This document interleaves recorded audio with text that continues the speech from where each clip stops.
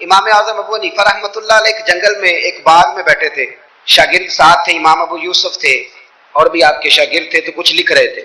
علماء جب کتابیں لکھتے ہیں تو 20 کتابیں انہوں نے کھول کے نشانیاں رکھ کے دائیں بائیں رکھی ہوتی ہیں، مختلف قسم کے نوٹس ہوتے ہیں، بڑا کچھ بکھرا ہوا تھا۔ شاگرد تھے، باغ کے ایک کونے میں بچے کھیل رہے تھے، وہ بچے نا، بچوں میں سے ایک بچے کی گیند آ گئی باغ میں، بچہ گیند لینے آیا تو امام صاحب اٹھ کے کھڑے ہو گئے، تو کاغذ شاغذ سارے بکھر گئے، بچہ گیند لے کے چلا گیا، شاگرد چوپ رہے، چلو دوبارہ سے کتابیں سمیٹی، ڈھونڈا سارا کچھ، پھر سے کام شروع ہوا، چند منٹ گزرے تو بچہ پھر آ گیا گیند لینے، امام صاحب پھر اٹھے، پھر سارا کچھ بکھر گیا، شاگردوں نے برداشت کیا، سارے شاگردوں میں برداشت بھی نہیں ہوتی، شاگردوں کی بھی موج ہوتی ہے، شاگردوں مریدوں کا بھی اپنا اپنا وقت ہوتا ہے خدمت کرنے کا، اپنا اپنا سٹائل ہوتا ہے ادب کرنے کا، دور بڑا منفرد آ گیا، تیسری دفعہ، چوتھی دفعہ، 5 دفعہ ہو گئی تو بس شاگردوں کی جو صبر تھا، حوصلہ، وہ جواب دے گیا، بچہ پتہ نہیں کتنی دفعہ آئے گا، جب وہ بچہ پھر آیا، امام صاحب بوڑھے آدمی تھے، گھٹنوں میں درد بھی تھی، بڑی مشکل سے اٹھتے، چیزیں ساری بکھر جاتی، وہ بچہ جب 7ویں دفعہ تو امام صاحب پھر اٹھے، تکلیف سے اٹھے، امام ابو یوسف عرض کرنے لگے حضور یہ بچہ ہے، اس کی تو ڈیوٹی لگی ہوئی ہے گیند لانے کی، تو 100 دفعہ آئے گا، تو امام صاحب فرمانے لگے یہ 100 دفعہ آیا تو میں 100 دفعہ اٹھوں گا، آنے دو۔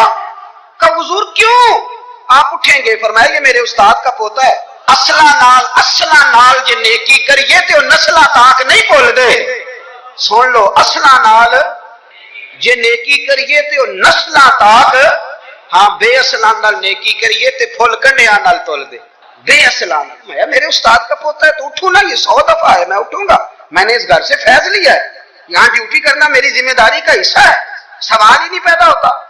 امام حسن کے پاس ایک شخص آیا، حضرت امیر معاویہ بھی بیٹھے تھے، تو اس نے امام حسن سے آ کے کہا کہ حضور اولاد نہیں ہے، کوئی دعا کر دے، تو جو ہے میری بات پر، اب بھی لوگ پیروں کے پاس آتے ہیں نا، ماشاءاللہ سے اللہ خیر فرمائے، تو پیر صاحب اگر وظیفہ بتائے تو وظیفہ چونکہ پڑھنا پڑتا ہے، وہ کام مشکل ہے، زیادہ تعویذ تو پیروں نے بھی اب ماشاءاللہ بڑی ترقی کر لی، انہوں نے بھی تعویذ چھپوا کے رکھ لی ہے، کون لکھے اتنے تعویذ، جو کہ ہر مرید کو تو تعویذ چاہیے، انہوں نے نا جی تعویذ پکے چھپوا لیے، کچھ نے مورے بنوا لی ہیں، دیکھتا رہتا ہوں، میرا شعبہ ہے نا، میں دیکھتا رہتا ہوں کہ مور لگائی، اس کو باندھا، اللہ خیر کرے۔ تو اب وہ نفسیاتی معاملہ ہے، ظاہر ہے 100 بندہ تعویذ لے کے گیا ہے تو 1.5 کو تو فرق پڑے گا ہی نا بیچ میں، تو جس کو فرق پڑ گیا اس کا فیس بک پہ دے دیا کہ یہ میری کرامت ہے جی، تو جس کا نہ پڑا جی جڑے محرم راز حقیقت دے او تے راز حقیقت کھول دے ہی نہیں، اے جنہ ویکھیا نہیں او کرن گلاں، جنہ ویکھ لیا او تے بول دے ہی نہیں۔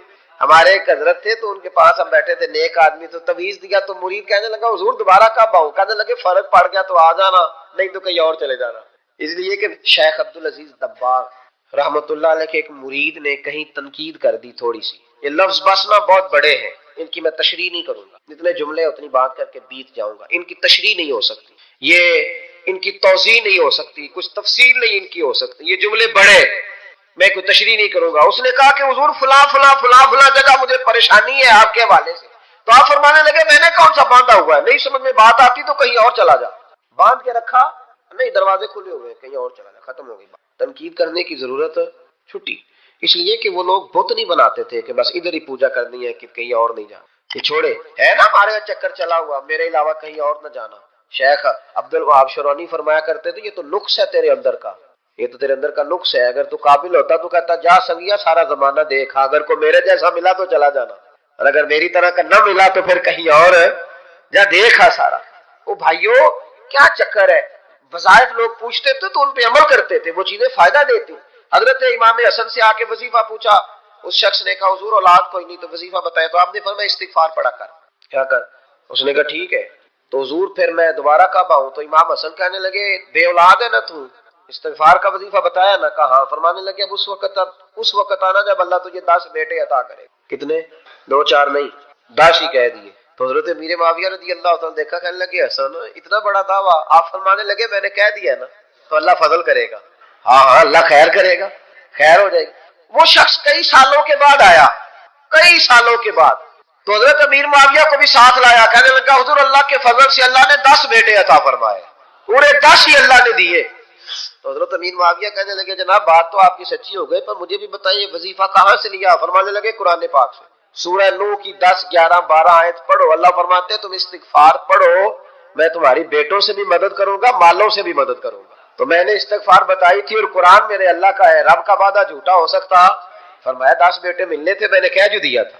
وہ میرے بھائیوں یاد رکھیں، استغفار اللہ کی رحمت نازل کرتا. صحابہ کرام فرماتے نبی پاک کے اخراجات بہت زیادہ تھے، آمدن کوئی نہیں تھی، بظاہر بڑے خرچے تھے، مہمان بڑے آتے تھے، بڑے معاملات تھے، اور دین کا کام بذات خود ایک محنت ہے. ہمارے یہاں لوگ بڑا کہتے ہیں علماء جی یہ پیر صاحب کرتے کیا ہیں؟ میں کہتا ہوں پیر صاحب میں نوکری لوا دے. کہتے وہ فلانے مفتی صاحب ڈیوٹی کیا کرتے ہیں؟ میں کہتے ہیں دینے نو دیہڑی لے جائے کر مفتی صاحب نہ مستریاں نہ لائے تاکہ روٹی تو کھا لینا. اور خدا کے بندو جو بندہ سویرے ڈیوٹی کرنے جائے گا وہ شام کو آ کے ریسرچ کر سکے گا کتاب و سنت میں؟ ایک صفحہ پڑھے گا تو سو جائے گا. اس لیے حضرت عمر فاروق نے یہ کام امت کو بتایا، فرمایا علماء کو تنخواہ دو. اور مسجد کے امام کی تنخواہ حضرت عمر نے گورنر صوبے کے گورنر کے برابر لگائی، اور خطیب کی تنخواہ گورنر سے زیادہ ہوتی. فرماتے تھے یہ ذہنی طور پر فارغ رہیں گے، سہولت میں رہیں گے تو صحیح دین پڑھیں گے اور صحیح کر کے پڑھائیں گے. اگر یہ الجھے رہیں گے کہ سویرے بل جمع کرانا ہے تو ان کے لیے بڑی دشواری ہو جائے. لیکن ہمارا ماحول کیا ہے، عالم جب تخصص کر لیتا ہے نا تو پی ایچ ڈی کے برابر ہو جاتا ہے. درس نظامی کے بعد جب تخصص کرتا ہے نا وہ 3 سال میں یا 2 سال میں تو پی ایچ ڈی ہے. آج پی ایچ ڈی آدمی جائے نا یونیورسٹی میں لگے تو تقریباً 2.25 لاکھ کے قریب اس کی تنخواہ ہے. عالم کو کیا دیتے ہیں لوگ؟ یہ میری بات سمجھے، اس کا اور اس کا لیول تعلیم کا ایک جیسا ہے، اس کا سٹیٹس کیا ہے اور اس کا. لیکن اس کے باوجود اگر وہ کسی آسانی میں ہے تو اس بیچارے کو حساب دینا پڑتا ہے، اسے بتانا پڑتا ہے کہ گاڑی میں بیٹھتا ہوں تو کہاں سے آئی ہے، روٹی کھاتا ہوں تو کہاں سے، اس کو پھر بھی حساب دینا پڑتا ہے. اس کا نقصان یہ ہوتا ہے پھر لوگ دین میں آنا چھوڑتے. ہمارے یہاں گجرانوالہ میں ایک عالم تھے، وہ 9 بھائی عالم تھے. اب ان کے بچوں میں سے کوئی بھی نہیں بنا. کوئی بچہ کوریا میں کمائی کر رہا ہے، کوئی افریقہ میں کمائی کر رہا ہے. وہ کہتے ہیں جو اشر آپ کا ہوا ہے ہمارا بھی تو وہی ہونا نا. کل بچے نکل گئے، انہوں نے کہا جا کے محنت کرتے ہیں. نے کیا کمایا؟ نبی کریم صلی اللہ تعالی علیہ حضور کے صحابہ ادراک والے لوگ تھے، بصیرت والے. نبی پاک کے خرچے بڑے، گھر میں 9 ازواج ہیں، 4 شہزادیاں ہیں، مہمان آتے جاتے. انہوں نے ایک پروگرام بنایا کہ ہر مہینے ہم اتنے پیسے جمع کریں گے، اور یہ جہاد کے لیے نہیں دیں گے، یہ مسجد کے لیے نہیں دیں گے، یہ صحابہ صفا کے لیے نہیں، یہ خالصتاً سرکار کی بارگاہ میں پیش کریں. یا رسول اللہ یہ رکھ لیں اور جہاں آپ کا دل کرے آپ اپنی ذات پر، مہمانوں پر، گھر پہ خرچ کریں. اچھا جی جمع تو کر لیے ہیں تو اب حضور کو پیش کون کرے گا؟ ڈیوٹی لگی حضرت عباس کی کہ محبوب کے چچا ہیں یہ پیش کریں گے. حضرت عباس وہ پیسے لے کے دروازہ رسول پہ پہنچے. سیانے بندے تھے تو لفظ بڑے سمجھداری کے ساتھ تلاش کیے. عرض کی یا رسول اللہ صلی اللہ علیہ وسلم آپ کے دن بھی ہمارے لیے ہیں، راتیں بھی ہمارے لیے. آپ دن کو ہمیں تبلیغ کرتے ہیں اور رات کو رو رو کے ہماری بخشش کی دعائیں کرتے ہیں. حضور آپ کی 24 گھنٹوں پہ ہمارا ہی حق ہے، ہمارے لیے وقف کر دیا آپ نے. حضور ہم ایک حرف کا، ایک جملے کا بدلہ نہیں دے سکتے، یہ تھوڑا سا نذرانہ ہے. ہمیں پتہ ہے اخراجات بڑے ہیں اور ظاہراً آمدن کے ذرائع کو نہیں تو قبول کر لیں. حضور کو جواب دینے ہی لگے تھے کہ اللہ پاک نے قرآن پاک نازل کر دیا.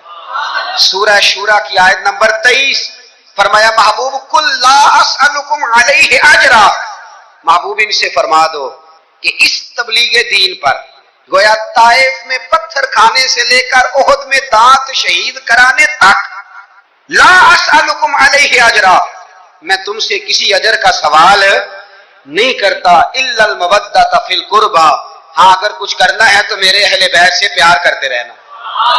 میرے اہل بیت سے. یا رسول اللہ یہ کون ہے؟ فرمایا مولا علی، سیدہ فاطمہ اور ان کی اولاد حسن سے پیار کرنا، حسین سے پیار کرنا. میرے رسول پاک نے فرمایا فاطمہ تو بدعت منی، لوگوں فاطمہ کو میرے وجود سے الگ نہ سمجھنا، یہ میرے جگر کا ٹکڑا ہے. اور حضور فرمانے لگے جس نے فاطمہ کو راضی کیا اس نے محمد عربی کو راضی کر لیا. میں اس سے راضی ہوں جس نے میری بیٹی کو راضی کیا. اور فرمایا جس نے اسے ناراض کیا، اللہ کرے یہ چھوٹی بات نہیں بڑی بات کر رہا ہوں، فرماتے ہیں جس نے اسے راضی کیا اس نے مصطفیٰ کو راضی کر لیا. اور فرمایا جس نے مجھے راضی کیا اس نے اللہ کو راضی کر لیا. اور حضور فرمانے لگے النظر الی وجہ علی عبادہ، علی کو تو دیکھتے رہو گے تو رب کی عبادت کا ثواب ملتا رہے گا. کچھ لوگ پریشان تھے کہ حضور سارے تو نہیں نہ دیکھ سکیں گے مولا علی کو. حضور نے اس کا بھی جواب دیا، فرمایا ذکر علی عبادہ، تو بس علی علی کہتا رہے تجھے رب کی عبادت کا ثواب ملتا رہے گا. علی کا ذکر بھی عبادت. اس خاندان کے ساتھ پیار کرنا. میرے اعلیٰ حضرت فاضل بریلوی رحمت اللہ علیہ سے کسی نے پوچھا سید کو زکوٰۃ دے لیں؟ اس کا سادہ سا جواب تھا نہیں لگتی، بات ختم ہو جاتی. پر اعلیٰ حضرت نے ایک پورا صفحہ لکھا ہے، بلکہ 1.5 صفحہ ہے، فتاوی رضویہ کی 8ویں جلد میں. حضور زکوٰۃ دے لیں، اعلیٰ حضرت نے دلائل لکھے کہ سید کو زکوٰۃ نہیں لگتی. پھر آخر میں کہنے لگے جن کے نانا کا صدقہ کھاتے ہو انہیں زکوٰۃ دینی ہے. فرمانے لگے تو نبی پاک کے مبارک بچوں پر اپنا مال خرچ کر، یہاں بھی اجر ملے گا وہاں بھی اجر ملے گا۔ اور پھر اعلیٰ حضرت نے حدیث لکھی ہے کنز المال کے حوالے سے، کمال کرتے ہیں جب آپ اس طرف آتے ہیں نا، خدمت سادات کا پورا باب بیان کیا۔ فرمانے لگے رسول کریم علیہ السلام نے فرمایا جس نے عبد المطلب کی اولاد کے ساتھ نیکی کی، بات ہی ختم کر دی۔ عبد المطلب کی اولاد میں حضرت عباس کا خاندان بھی شامل، عبد المطلب کی اولاد میں حضرت جعفر طیار کا خاندان بھی شامل، حضرت سیدنا میر حمزہ کے بچے بھی شامل۔ حضور فرمانے لگے جس نے عبد المطلب کی اولاد کے ساتھ نیکی کی، قیامت کے دن مجھ پر لازم ہے کہ جب وہ مجھ سے ملے گا تو میں اسے صلہ دوں گا، میں اسے۔ اعلیٰ حضرت یہ حدیث لکھ کے کہتے ہیں ہمیں صلے کی ضرورت ہی نہیں، یہ جو نبی پاک نے کہہ دیا نا جب وہ مجھ سے ملے گا، تو مصطفیٰ سے ملنا ہی سب سے بڑا صلہ ہے، یہی سب سے بڑا صلہ ہے۔ بیدم شباسی کہنے لگے عدم سے لائی ہے ہستی میں آرزو رسول، عدم سے لائی ہے ہستی میں آرزو رسول، یہ کہاں کہاں لیے پھرتی ہے جستجو رسول۔ ہمیں عدم سے لائی ہے ہستی میں آرزو رسول، اور کہاں کہاں لیے پھرتی ہے جستجو رسول۔ عجب تماشا ہو میدان حشر میں بیدم کہ سب ہوں پیش خدا اور میں روبرو رسول، سب ہوں پیش خدا اور میں روبرو رسول۔ میں حضور کے سامنے، تو محبوب فرمانے لگے جب وہ ملے گا نا تو اجر میں دوں گا۔ تو پتہ یہ چلا خدمت سادات، ان سے پیار کرنا، اہل بیت نبوت سے ان کی شان کو سمجھے۔ مرتبے والے کا مرتبہ ہمیشہ سمجھنا چاہیے، ہمیشہ جس کو اللہ نے مرتبہ دیا ہے اس کے مرتبے کو سمجھے۔ میرے رسول کریم علیہ السلام نا ذرا اعزازی وقت دیتے تھے، یہ سارا دن ہی امام حسن اور حسین مسجد میں رہتے تھے، سارا دن ہر وقت حضور کے ساتھ کھیلتے تھے، ان کا دروازہ مسجد نبی میں کھلتا تھا گھر کا، لیکن اس کے باوجود حضور فرماتے فاطمہ آج میرا دل کرتا ہے تمہارے گھر آ کے رات گزارو۔ بھئی کوئی گھر بڑی دور ہے، یہ تو ساتھ ہی تو ہے۔ تو سیدہ فاطمہ فرماتی ہیں میں نے کہا حضور بڑی خوش نصیبی ہے تو محبوب نا رات کو میرے گھر میں آ کے سوئے۔ فرماتی ہیں میں نے چارپائی بچھائی نبی پاک کے لیے، ایک شخص کے سونے کی جگہ تھی۔ حضور نے فرمایا میں تو حسن حسین کے لیے آیا ہوں۔ یا رسول اللہ، پھر فرمایا یہ میرے ساتھ سوئیں گے۔ میں نے عرض کی حضور آپ کو دقت ہوگی، کیسے سوئیں گے؟ نبی پاک علیہ السلام نے فرمایا میں سلا لوں گا۔ حضرت فاطمہ کہتی ہیں ایک کندھے پہ حضور نے امام حسن کو لٹا لیا اور دوسری سائڈ پہ امام حسین کو لٹا لیا۔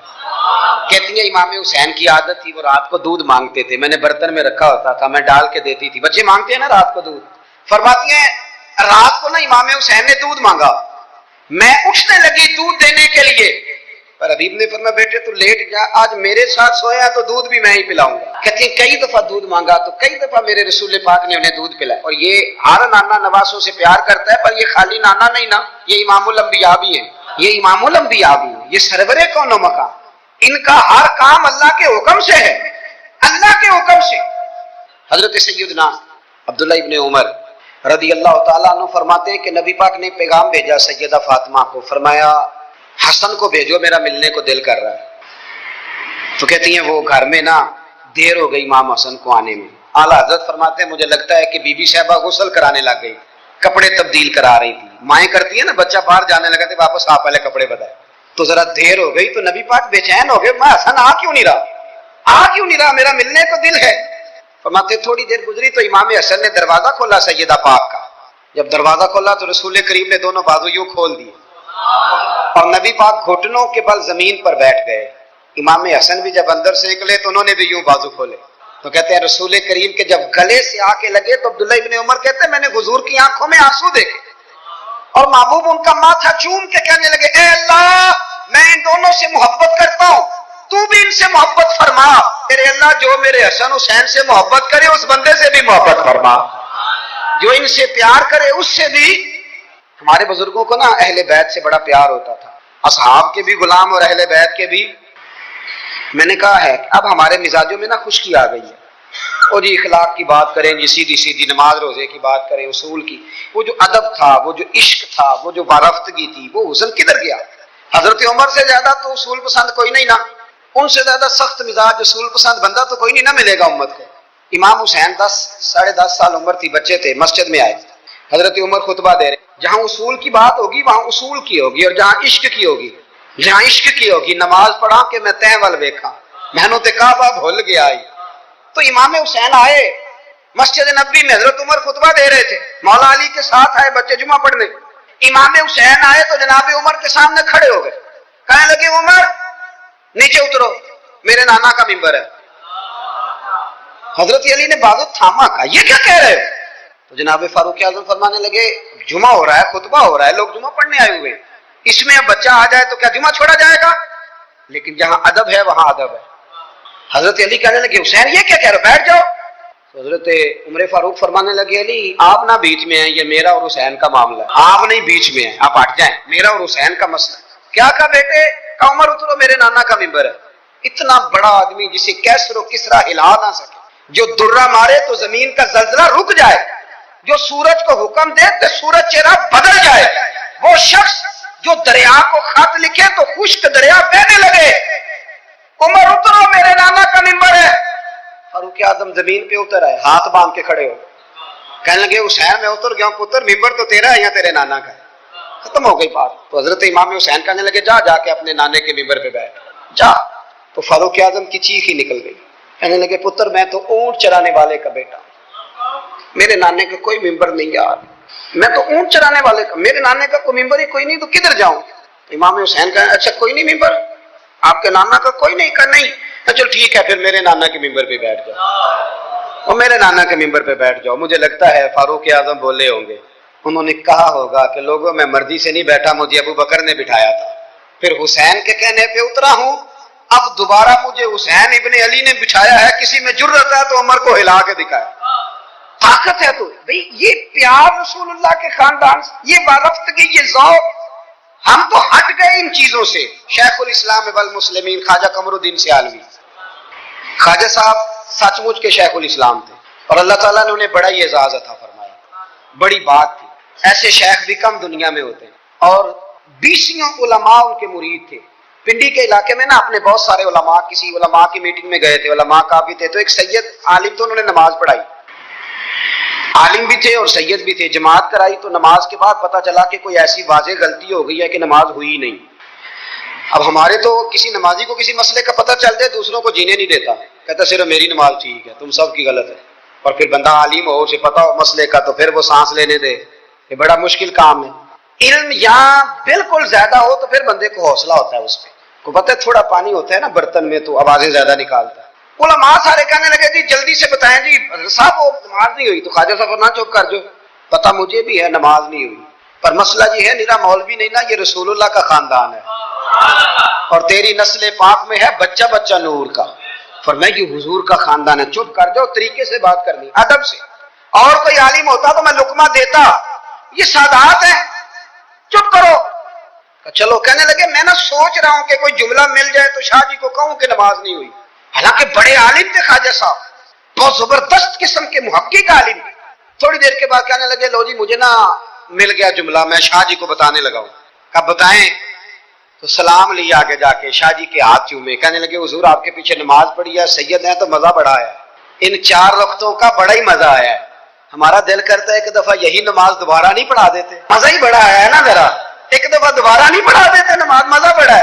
تو شاہ جی کہنے لگے لگ مجھے بھی رہا تھا نماز کوئی نہیں ہوئی، اور میں کہہ رہا تھا شاید میرا وہم ہی ہو، لگ رہا تھا کہ نماز نہیں ہوئی۔ تو آپ بڑے سمجھدار آدمی ہیں، آپ نے سید کا ادب بھی بچا لیا ہے اور مسئلہ بھی بتا دیا ہے۔ تیری نسل پاک میں ہے بچہ بچہ نور کا، تو ہے عین نور تیرا سب گھرانہ نور کا،